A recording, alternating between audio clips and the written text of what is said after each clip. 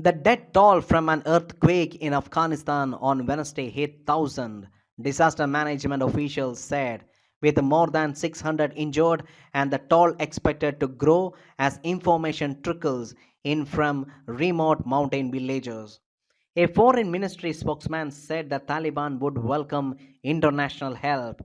Houses were reduced to rubble and bodies swathed in blankets lay on the ground after magnitude 6.1 earthquake, photographs on Afghan media showed. An unknown number of people remain stuck under rubble and in outlying areas, health and aid workers said, and rescue operations were complicated by difficult conditions, including heavy rains, landslides, and many villages being nestled in the inaccessible hillside areas. Many people are still buried under the soil. The rescue team of the Islamic Emirate have arrived and with the help of local people are trying to take out the dead and injured. A health worker at the hospital in the hard-hit Paktika province said asking for anonymity as he was not authorized to speak to media. Mounting a rescue operation will prove a major test for the hardline Islamist Taliban authorities who took over the country last August after 2 decades of war and have been cut off from much international assistance because of sanctions. The Taliban led Ministry of Defense is leading the rescue efforts.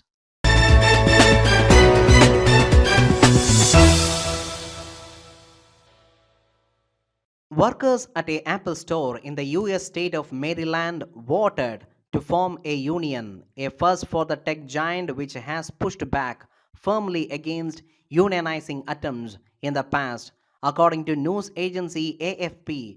Of 110 employees at the Apple store in Towson, Baltimore County, 65 voted in favor of joining the International Association of Mechanists and Aerospace Workers IAM, while 33 voted against. With this, it became the first of Apple's 270 odd stores in the US to unionize, a step described as one for history by the IAM. I applaud the courage displayed by core members at the Apple Store in Towson for achieving this historic victory, said IAM International President Robert Martinez Jr. in a statement assisted by NBC News. I ask Apple CEO Tim Cook to respect the election results and fast track a first contract for the dedicated IAM core Apple employees in Towson, he added.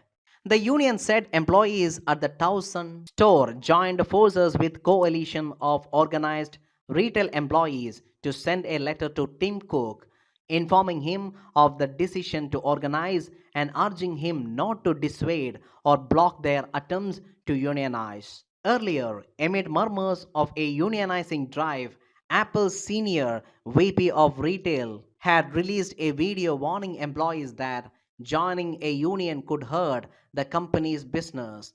At the start of 2022, the tech giant became the first US firm to reach a market valuation of $3 trillion.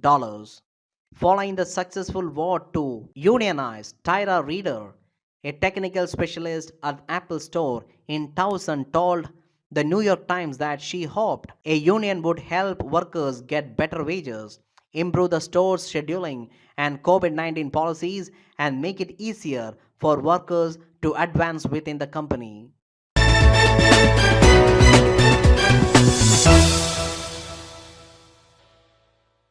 The US House of Representatives on Friday passed significant gun safety legislation for the first time in 3 decades, sending it to President Joe Biden to sign a day after a Supreme Court ruling that broadly expanded gun rights. The House voted 234 to 193 for the bill. No Democrats were opposed, while 14 Republicans backed the measure.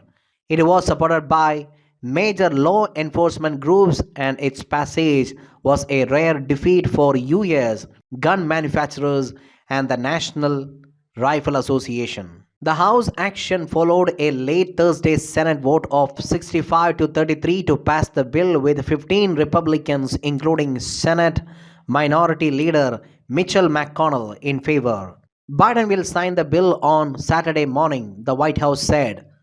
Gun control has been a divisive issue in United States with multiple attempts to place new controls on gun sales failing time after time until Friday. The bill does not go as far as Democrats including Biden had sought.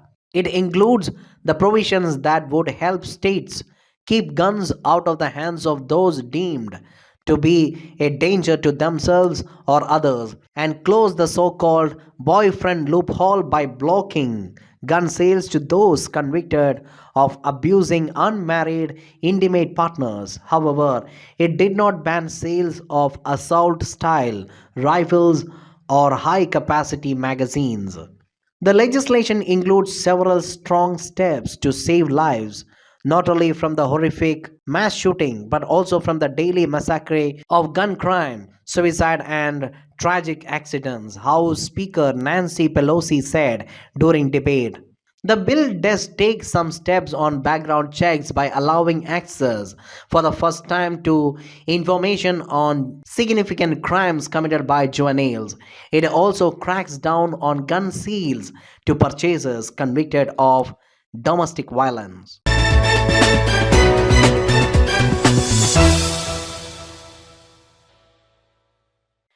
Israel's weakened coalition government decided Monday to dissolve parliament and call a new election, the country's fifth in 3 years.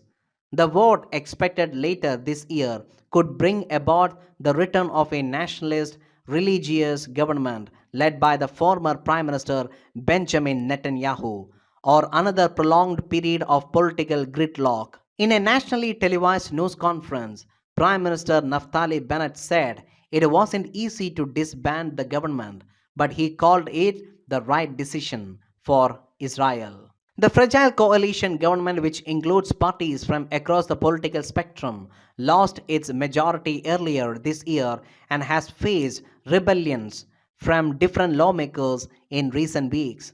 Foreign Minister Yair Lapid will take over from Bennett on an interim basis in an agreement they announced together. Bennett listed a series of accomplishments and promised an orderly transition. Lapid thanked Bennett for putting the country ahead of its personal interest. Even if we are going to elections in few months, our challenges as a state cannot wait, Lapid said.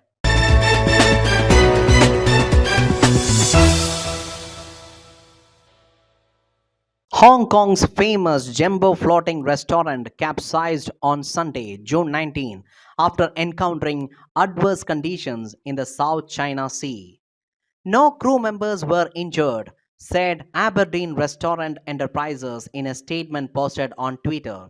While passing Sisha Islands in the South China Sea, the vessel encountered adverse conditions which water soon ended before it began to tip. Despite the efforts of the towing company responsible for the trip to rescue the vessel, unfortunately it capsized on Sunday. The company added it was very saddened by this incident. The vessel, which resembled a Chinese imperial palace, has welcomed celebrities such as Queen Elizabeth II and Tom Cruise with Cantonese cuisine since 1976. The residents had said their goodbyes to the iconic Jumbo Seafood restaurant on Tuesday, June 17. The residents had said their goodbyes to the iconic Jumbo Seafood restaurant on Tuesday, as it was stowed away by tugboats from its home of 46 years. In 2020, Jumbo ceased operations due to the coronavirus outbreak after months of COVID 19 restrictions. Its parent company was unable to find a new owner and lacked the funds to maintain it.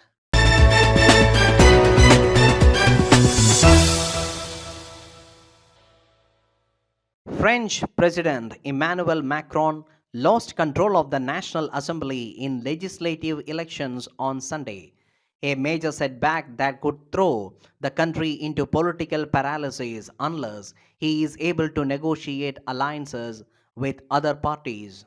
Macron's centrist Ensemble coalition, which wants to raise the retirement age and further deepen EU integration, was on course to end up with the most seats in Sunday's election. But they will be well short of the absolute majority needed to control parliament.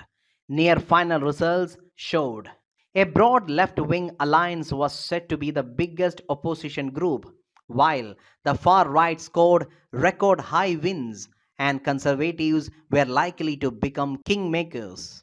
Finance Minister Bruno Le Maire called the outcome a democratic shock and added that if other blocs did not cooperate, this would block our capacity to reform and protect the French. A hung parliament will require a degree of power sharing and compromises among parties not experienced in France in recent decades. There is no set script in France for how things will now unfold. The last time a newly elected president failed to get an outright majority in parliament elections was in 1988. The result is a risk for our country in views of the challenges we have to face. Prime Minister Elizabeth Borne said, while adding that from Monday on, Macron's camp will work to seek alliances. Macron could eventually call a snap election if legislative gridlock ensues.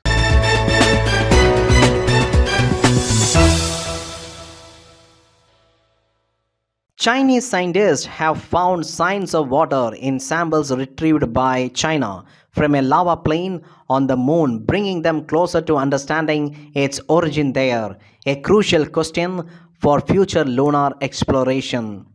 In a paper published in Nature Communications this week, the scientists said they had analyzed remnants of solidified lava retrieved by an uncrewed Chinese mission from the plain known as Ocean of Storms and found evidence of water in the form of hydroxyl encased in a crystalline mineral known as apatite. Hydroxyl comprising a single hydrogen atom and an oxygen atom versus two hydrogen to one oxygen in a water molecule was also found in samples retrieved by NASA decades ago. It was widely held that most of the water on the moon was the result of chemical processes triggered by the bombardment of charged particles from the sun on lunar surface. The source of hydroxyl in minerals such as apatite is very likely indigenous, the scientists said. China's Chang'e 5 mission, named after the mythical Chinese goddesses of the moon, brought back 1,731 grams of samples. In December 2020, after retrieving the soil and rocks from a previously unvisited part of the Oceanus Procellarum plain. China is expected to launch more uncrewed lunar missions in coming years, with the study of water one of the main objectives. The presence of water on the moon could shed more light on the evolution of the solar system.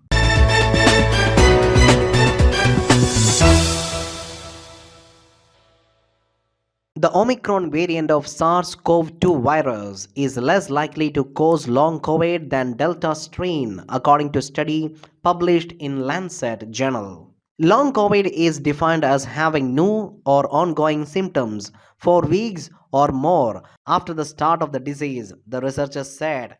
Symptoms include fatigue, shortness of breath, loss of concentration, and joint pain, which can adversely affect day to day activities and, in some cases, can be severely limiting, they said. The researchers found that the odds of experiencing long COVID were between 20 to 50% less during the Omicron period versus Delta period, depending on age and time since vaccination. The Omicron variant appears substantially less likely to cause long COVID than previous variants, but still, 1 in 23 people who catch COVID 19 go on to have symptoms for more than 4 weeks. The study identified 56,000 UK adult cases first testing positive between December 2021 and March 9, 2022, when Omicron was the dominant strain. The researchers compared these cases to 41,361 cases first testing positive between June 1, 2021 and November 27, 2021 when the Delta variant was dominant. The analysis shows 4.4% of Omicron cases were long COVID compared to 10.8% of Delta cases. However, the absolute number of people experiencing long COVID was in fact higher in the Omicron period, the researchers said. This was because of the vast number of people infected with Omicron from December 2021 to February 2022, they said.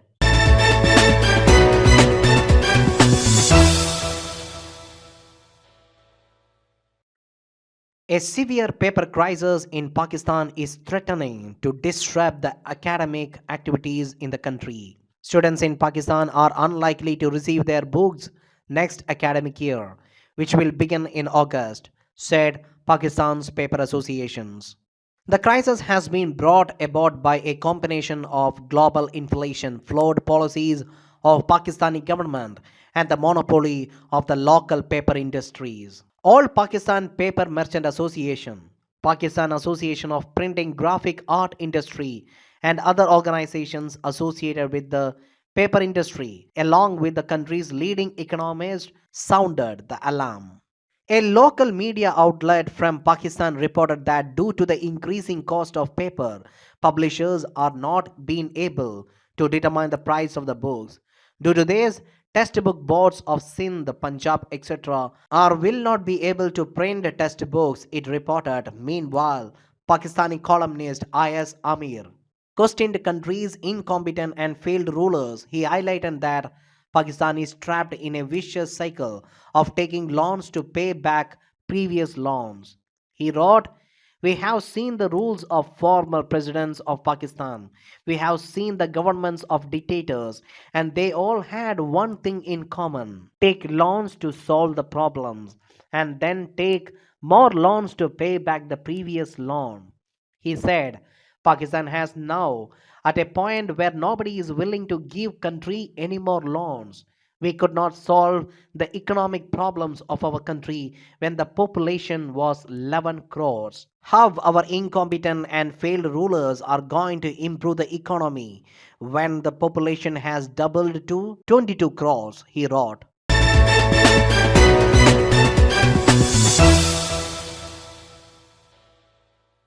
Saudi Arabia on Monday lifted coronavirus related travel restrictions on its citizens traveling to India and three other countries. The move is based on the follow up to the epidemiological situation of coronavirus pandemic and that has been submitted by health authorities on the global epidemiological situation, the Saudi press agency reported, quoting an official source at the Ministry of Interior. Besides India, the other countries are Ethiopia, Turkey, and Vietnam, the report said. Last week, Saudi Arabia announced the lifting of measures taken to prevent the spread of COVID 19, including the requirement to wear face masks in closed places.